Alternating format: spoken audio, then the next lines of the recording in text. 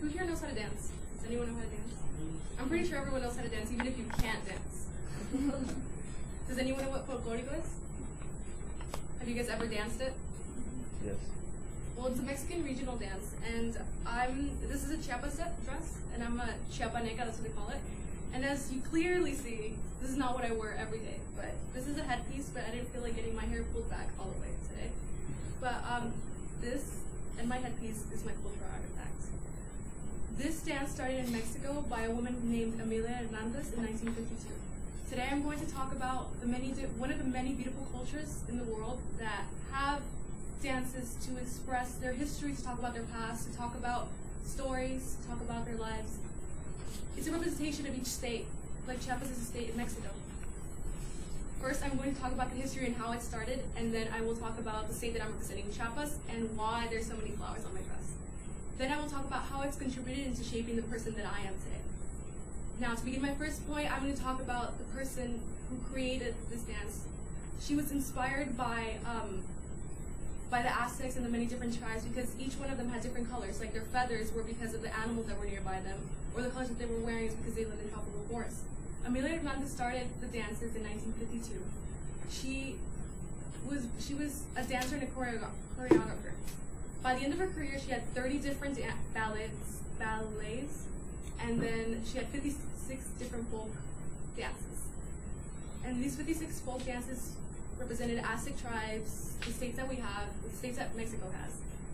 And then it's needless to say, her passion for dancing and everything was passed down to her younger daughter, Norma Lopez Hernandez.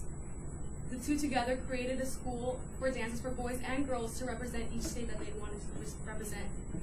So Chiapas is just one of the many, but they created one for Veracruz, for Michoacan, and for many different tribes in the past, because they wanted to maintain the Aztecs and then other different tribes in Mexico.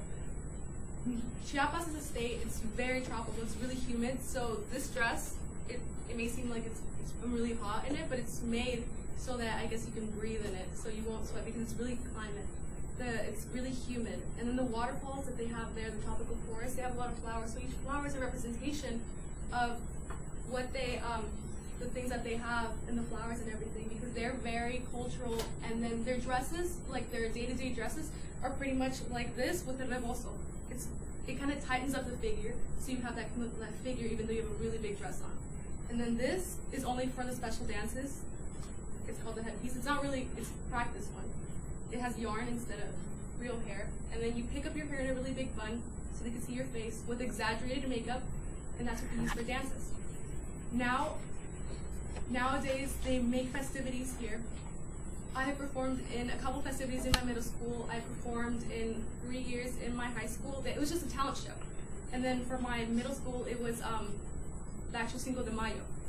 It's usually 3 girls in the front, 3 girls in the back. Everyone has a time in the front, but then there's a lot of movement and swishing. In this dance, there's not a lot of boys because they'd have to wear a lot of colorful colors, and most guys don't really like wearing like really colorful things.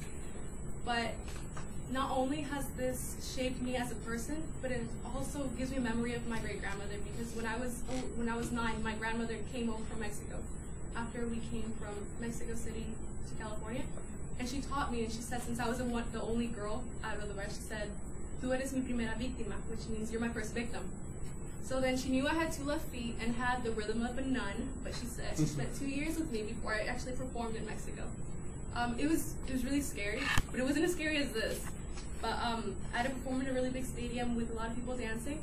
But it was fun because you could just take off of this and then wear a regular shirt and then just walk around in the festivities. There's carnivals and there's different shows, because as you guys know, Hispanics love to party. That's pretty much. So I know that when I'm dancing, my grandmother's up in paradise watching me swishing around different flowers and everything.